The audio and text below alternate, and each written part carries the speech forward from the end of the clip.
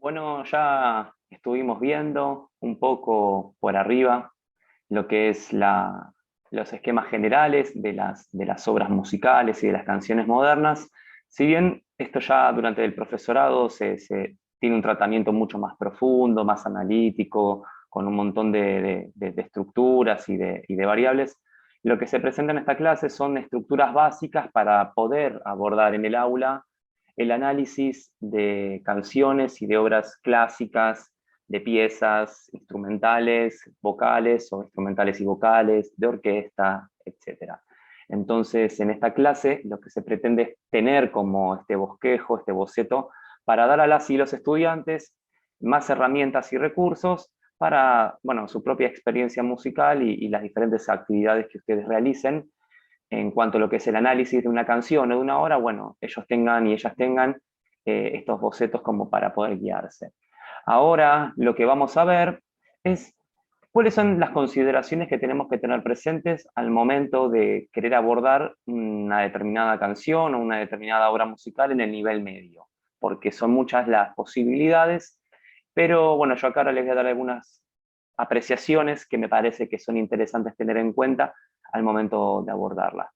Lo primero que tenemos que tener presente es el ámbito vocal. Si nosotros queremos presentar una canción, una obra cantada, eh, nosotros tenemos que tener siempre presente y recordar lo que es esto de las voces. Acuérdense que en el nivel secundario, en el paso de la pubertad a la adolescencia, tenemos la voz, la muda de la voz femenina, la muda de la voz masculina, donde aparecen estos procesos anatómicos, donde se ensancha la caja torácica y la laringe, ¿no? Y se hace un poco más ronca o más grave la voz del hombre y se hace un poco más fina y definida la voz de las mujeres. Entonces acá, bueno, no nos olvidemos de esto, que tenemos que atender a esta clasificación en los cuatro tipos de voces más conocidos que se conocen que en términos de clasificación. En cuanto a la voz de la mujer, sabemos que la laringe y las cuerdas vocales son más reducidas que en el hombre, entonces el sonido es aproximadamente una octava superior que a las voces masculinas. La segunda clasificación corresponde a la voz del hombre, que es, bueno, en contrario a lo anterior, tiene la laringe mayor mucho más grande, por lo que el sonido es lógicamente más grave, una octava más grave que el de las mujeres. Una tercera clasificación es la voz infantil, que ya habrán trabajado en los niveles anteriores, que es las voces infantiles tienen una laringe más corta que en hombres y mujeres, por lo que el sonido es muy agudo, y como habrán visto, estas voces suelen ser voces blancas, por lo general no hay como una definición muy clara de voces de hombres y mujeres, pero bueno, no nos vamos a detener en eso porque a nosotros nos corresponden las voces adolescentes. Repasemos un poco la clasificación según la tesitura de las voces, para tener más en claro al momento de hacer un relevamiento y un diagnóstico de las voces con las que contamos en el grupo escolar para poder abordar la obra musical que queremos abordar y si va a ser necesario o no hacer determinadas adaptaciones bueno, justamente por el registro o la tonalidad original de la canción y con la predominancia que tengamos en el grupo. Entonces, en las voces masculinas nos vamos a encontrar con el bajo, el barítono y el tenor. El bajo es muy difícil, por no decir imposible, que aparezca en nuestras clases de música en el nivel secundario, porque el bajo supone que la nota más grave que llega es un mi 1, es un mi abajo, de la primera línea abajo del pentagrama en clave de fa, es prácticamente imposible en la etapa adolescente, y llega hasta el do central del piano, lo que sería un do 3.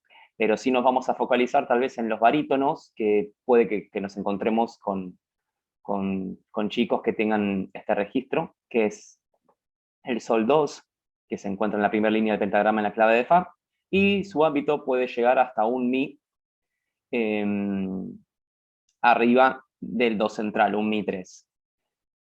Y por último, el tenor, que es, digamos, la predominancia más amplia que tal vez podamos encontrar, no por el ámbito, sino por las notas que nos encontramos en el medio. ¿Qué quiere decir? La nota más grave del tenor está clasificada en un do 2 y puede llegar hasta un sol 3.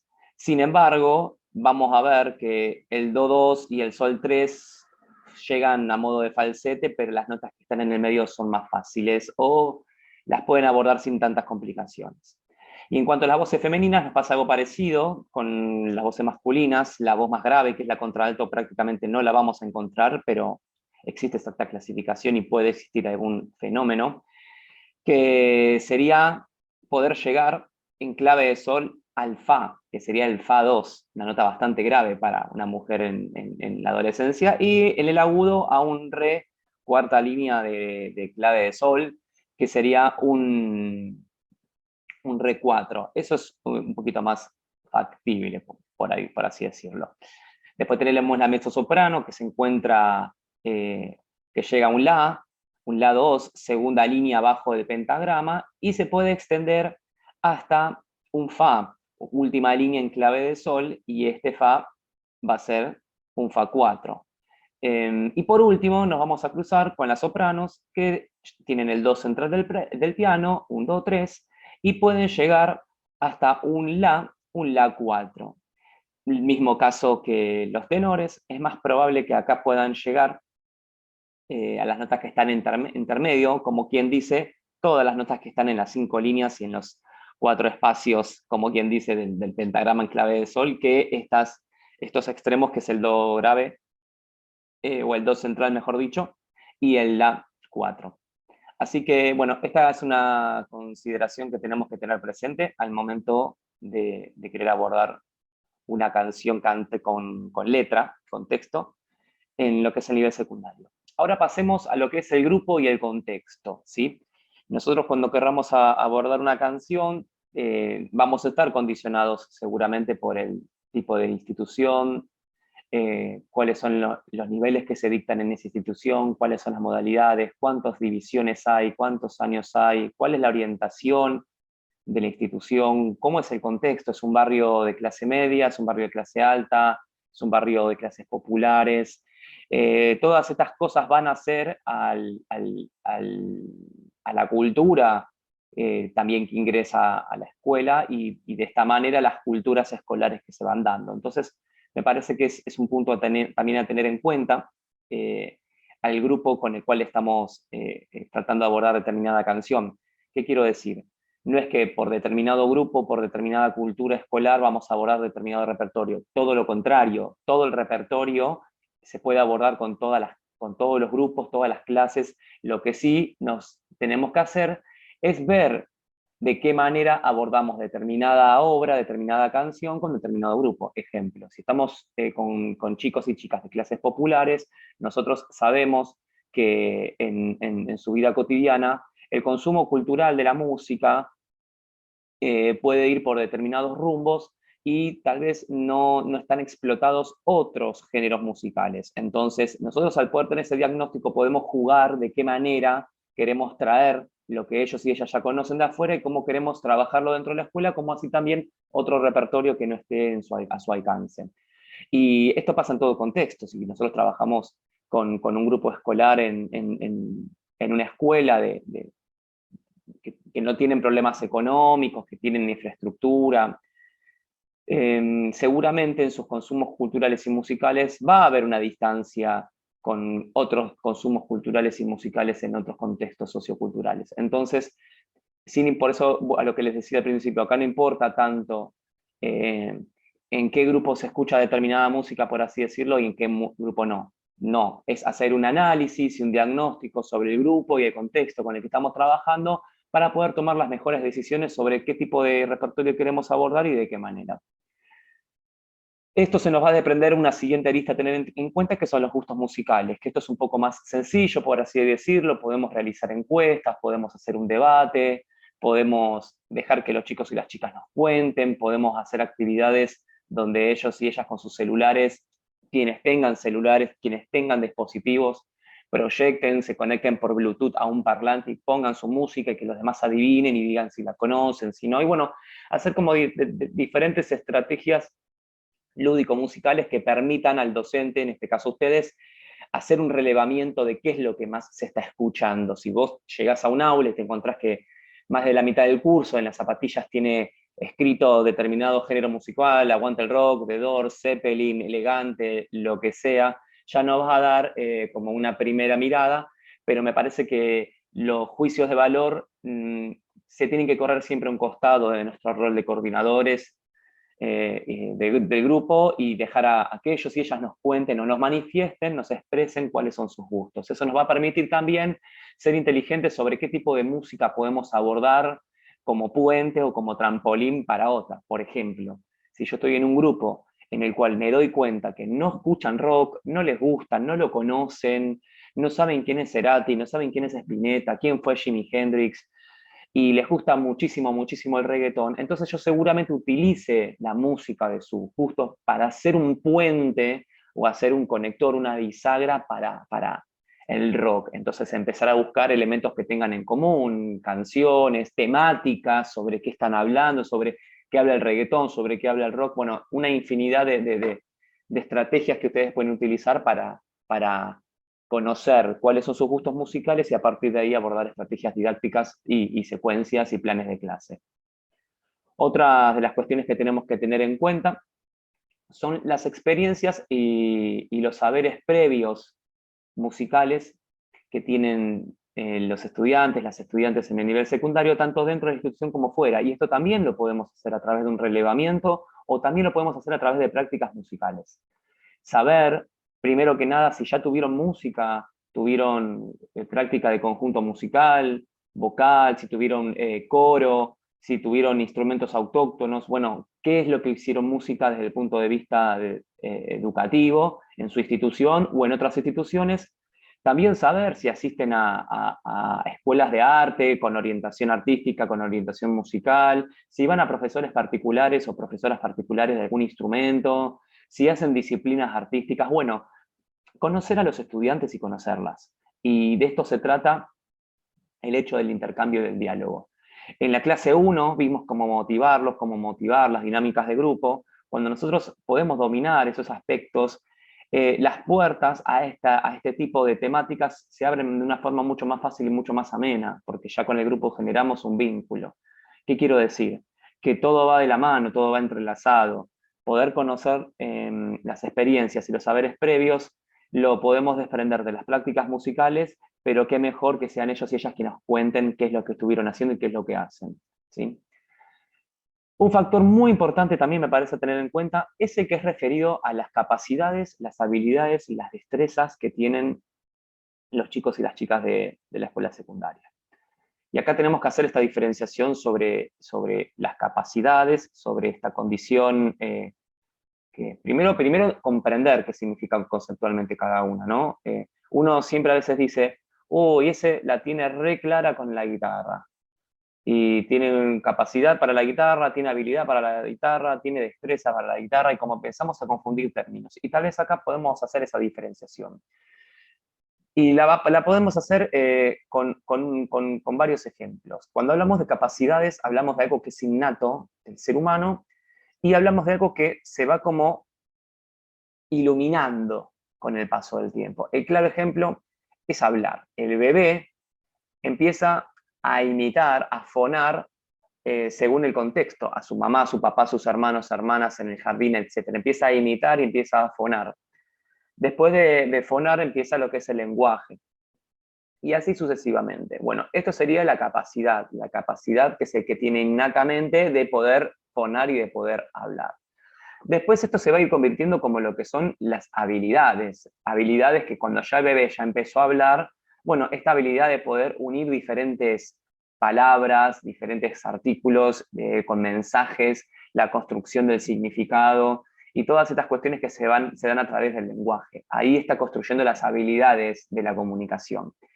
Y por último, y más interesante, en este ejemplo que estoy hablando del bebé, tiene que ver con las destrezas. Y las destrezas tienen que ver con qué palabras usar en determinado contexto y ante qué necesidad. Si a el nene le preguntan, ¿qué te gusta más, el helado o el budín? El nene tiene que empezar a utilizar estas capacidades y habilidades que adquirió para responder concretamente, ingeniosamente, creativamente, y solucionar este problema o este conflicto sobre la pregunta que le hicieron a través de la unión de diferentes conocimientos y saberes que fue adquiriendo. Entonces ahí va a poder responder si le gusta uno, si le gusta el otro, si le gustan los dos, si no le gusta ninguno, depende del contexto, depende de la textura, ¿se entiende?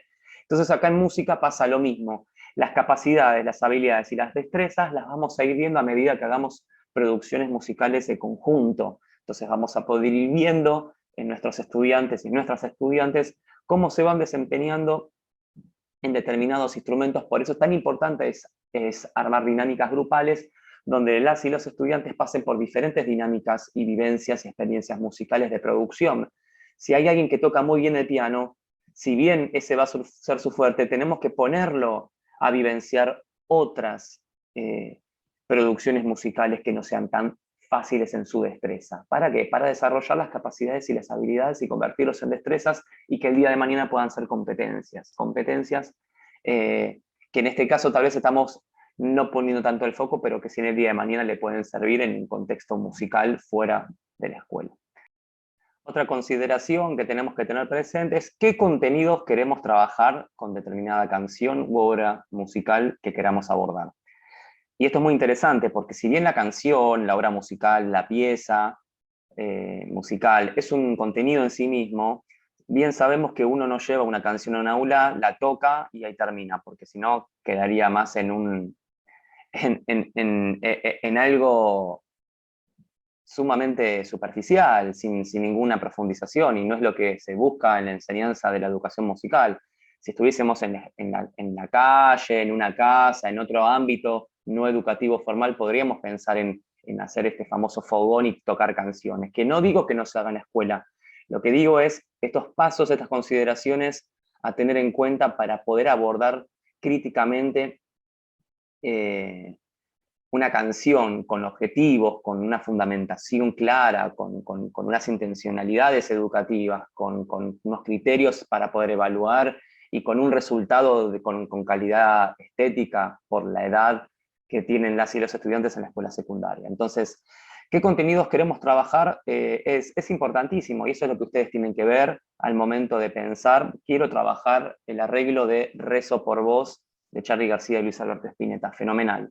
Pero ¿qué quiero trabajar acá? La forma, quiero trabajar los timbres, quiero trabajar los ritmos, el compás simple, hay alguna síncopa, hay contratiempos, quiero trabajar el contrapunto, quiero trabajar la armonía, quiero trabajar la producción musical de conjunto, quiero trabajar los solos, la improvisación, quiero cambiar el texto y hacer adaptaciones y versiones. Bueno, imagínense que yo en 10 segundos nombré un montón de contenidos del lenguaje musical que se pueden abordar y considero que es lo mismo que ustedes tienen que hacer, esta pregunta de si bien no se va a trabajar, se pueden trabajar un gran abanico de posibilidades conceptuales y de contenidos del lenguaje musical en una canción, por lo general está bueno, más que está bueno, es interesante poder poner el foco en 2 o 3 para poder amasarlos y explotarlos bien y poder profundizar en cada uno de ellos. Si yo quiero trabajar Rezo por Vos, lo que es el contrapunto, entonces seguramente haga trabajos con 2 voces, con pregunta y respuesta, tal vez con algunos ostinatos, como ejercicio preparatorio, ¿se entiende? Como que poder focalizar bien qué es lo que quiero yo lograr de la canción, más allá de que suene linda y que la toquen y la canten todos fenomenalmente bien. No, además de eso, es qué contenido yo voy a trabajar para que cuando después yo haga una evaluación del proceso y una evaluación del producto final, a ver si pude cumplir con los objetivos y los contenidos realmente se abordaron y se aprendieron. Bien, seguimos. Otra cuestión a tener en cuenta son los recursos instrumentales con los que contamos en la escuela, y este es como el ABC de la tarea docente de música. ¿Qué instrumentos nos provee la institución? ¿Sí? Instrumentos convencionales, instrumentos no convencionales, cotidiáfonos, en qué condiciones están, cuántos hay. Y además, si hay posibilidades de que los y las estudiantes tengan instrumentos y que también los puedan traer, poder contar con ellos. Bueno, hacer como que también ese pequeño relevamiento para saber cuál es el set instrumental con el que contamos para poder pensar determinadas adaptaciones o arreglos de la obra o canción que queramos enseñar. Además, a esto se le van a sumar los materiales didácticos. Vamos a usar cancioneros, vamos a utilizar videos de YouTube, vamos a utilizar hojas pentagramadas. Bueno, todo lo que hace como soporte didáctico a la enseñanza de nuestra canción. ¿Sí? Y además de los materiales didácticos, vamos a tener que ver cuáles son los recursos didácticos con los que contamos. Tenemos mini componente, ese es más de la vieja escuela. Tenemos reproductores de audio, reproductores de video, tenemos para grabar, tenemos celulares, tenemos computadoras, pantallas, tenemos micrófonos. Bueno, ¿cuáles son todos los soportes y los dispositivos también electrónicos que nos pueden acompañar en la producción musical? Y también para tener en cuenta al momento de querer justamente abordar determinada canción. Otra cosa que tenemos que tener en presente, que tiene que ver más con la planificación y la organización de las clases, son los espacios y los tiempos con los que contamos para poder pensar bien y proyectar cómo vamos a llevar adelante espacialmente y temporalmente nuestra propuesta. Si trabajamos en el aula de clases de los chicos y las chicas, si trabajamos en un patio, en un aula de música, si trabajamos en un Zoom, en un patio, en un parque, bueno, cuáles son los espacios institucionales con los que contamos y además con qué tiempos, si tenemos 1 hora semanal, 2, 3, cómo están distribuidos esos tiempos para nosotros poder secuenciar y poder pensar en función de esos tiempos y esos espacios, cómo vamos a abordar nuestra secuencia didáctica en función a la canción o a la obra que queramos abordar. Y por último, que es un poco ya lo que venimos hablando, es la secuencia y el plan de clases. Es muy importante poder tener un registro de lo que queremos hacer para poder hacer un seguimiento, hacer correcciones necesarias a medida que vayan pasando las clases, sobre cuáles son los ajustes que hay que hacer, cuáles son las problemáticas que surgieron y cómo se pueden abordar, si las personas si la voz principal es muy aguda, si los instrumentos no están sonando bien, si hay que hacer ajustes rítmicos, si hay que hacer ajustes de fraseo. Bueno, todas esas cosas que vamos a ir viendo en la evaluación periódica que vayamos haciendo, lo podamos como ir registrando en nuestro diario, en nuestra secuencia, en nuestros planes de clase, para poder después tener un material organizado de nuestras clases, de cómo se fue dando progresivamente y secuencialmente nuestra propuesta. Así que hasta acá son algunos de los tips y algunas de las consideraciones que me parecen importantes tener presentes antes de abordar alguna canción, alguna obra en educación secundaria, para que al momento de ir a la praxis misma ya tengamos como resueltos todos estos temas y simplemente nos podamos dedicar a lo que es los procesos propiamente dichos del hacer música.